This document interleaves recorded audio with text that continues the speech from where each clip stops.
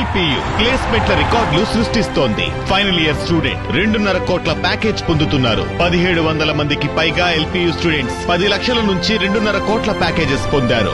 విద్యా విప్లవం ప్రారంభమైంది లవ్లీ ప్రొఫెషనల్ యూనివర్సిటీలో. అసలే ఆరోగ్యం బాలేక ఇబ్బందులు పడుతున్న రోగులకి ఆసుపత్రిలో బెడ్ లేకపోతే, ఉన్న ఒక్క బెడ్పై 3 సర్దుకోవాల్సి వస్తే ఆ బాధ వర్ణనాతీతం. పార్వతీపురం మన్యం జిల్లా కురుపాం ప్రభుత్వ ఆసుపత్రిలో ఇప్పుడు అదే జరుగుతోంది. జ్వర పీడితులతో కిక్కిరిసిపోయిన ఆసుపత్రి పేరుకే 50 పడకల ఆసుపత్రి. ఓ 10 మంది ఎక్కువ పేషెంట్లు వచ్చారంటే బెడ్లు సరిపో. ఇప్పుడైతే కురుపాం ఏజెన్సీలోని అన్ని గ్రామాల్లో జ్వరాల తీవ్రత ఒక్కసారిగా పెరిగింది. వాతావరణంలో చోటు చేసుకుంటున్న మార్పుల కారణంగా గ్రామాల్లో జ్వర పీడితులు ఎక్కువయ్యారు. రోగులు పెరగడంతో ఒక బెడ్పై 2-3 చొప్పున రోగులకు వైద్యం అందిస్తూ ఉన్నారు. ఇంకా దారుణం ఏంటంటే బెంచ్లపై కూడా వైద్యం అందిస్తున్న పరిస్థితి నెలకొంది. గత వైఎస్ఆర్సీపీ ప్రభుత్వంలో నూతనంగా నిర్మించిన 50 పడకల ఆసుపత్రి ఇంకా ప్రారంభానికి నోచుకోలేదు. ఏదో ఒక చిన్న కారణాలు చెప్పి పాలకులు ఆసుపత్రిని ప్రారంభించకపోవడంతో రోగులు తీవ్ర ఇబ్బందులు గురవుతున్నారు.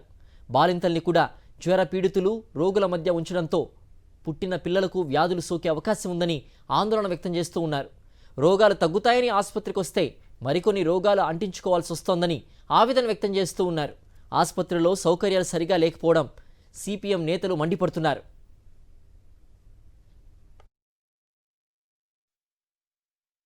నలుగురు ముగ్గురు వేసిన దగ్గర డయేరియా పేషెంట్లని చిన్నపిల్లల్ని ఒక దగ్గర ఒకే బెడ్ మీద వేస్తున్నారు. ఇది ఇన్ఫెక్ట్ అవ్వడానికి ఎక్కువ అవకాశం ఉంటుంది. చిన్నపిల్లలకి ఇన్ఫెక్ట్ డయేరియా అయితే వేగంగా చనిపోయే పరిస్థితి వస్తుంది.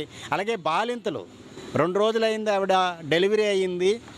డెలివరీ అయిన ఆవిడకి ప్రత్యేకంగా బెడ్స్ రూమ్స్ ఉండాలి. డెలివరీ అయిన వాళ్ళని తీసుకొచ్చి డయేరియా పేషెంట్ల దగ్గర లేకపోతే జ్వరాలు వచ్చిన వాళ్ళ దగ్గర ఉంచడం వల్ల ఈ రకంగా జ్వరం వ్యాధి తగ్గుతుందని ఈ హాస్పిటల్కి వస్తే మళ్ళీ ఎక్కువ అయిపోయే పరిస్థితుల్లో ఇక్కడికి వచ్చిన పరిస్థితి ఉంది.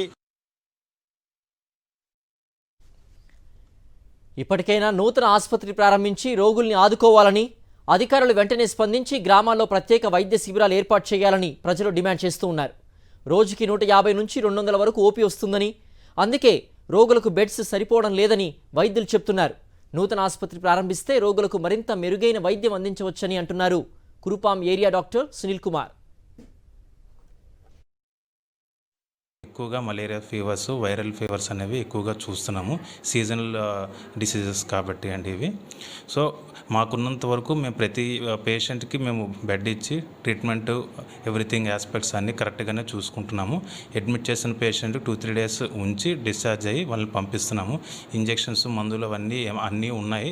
మలేరియా సంబంధించినవన్నీ అన్నీ అయితే కరెక్ట్గా ట్రీట్మెంట్ అనేది ఇస్తున్నాము. యాజ్ ఆఫ్ నో మాది 30 బెడ్ నుంచి 50 బెడ్కి అప్గ్రేడ్ అయ్యింది. బట్ కొత్త బిల్డింగ్ అనేది ఇంకా మాకు హ్యాండ్ ఓవర్ అవ్వలేదు. సో కొత్త బిల్డింగ్ హ్యాండ్ ఓవర్ కూడా అయిపోతే మేము ఇంకా బెటర్ ఫెసిలిటీస్ ఇలా బెటర్గా ట్రీట్ చేస్తాము. ఉన్న పేషెంట్స్ అందరినీ మేము ట్రీట్ చేస్తాము.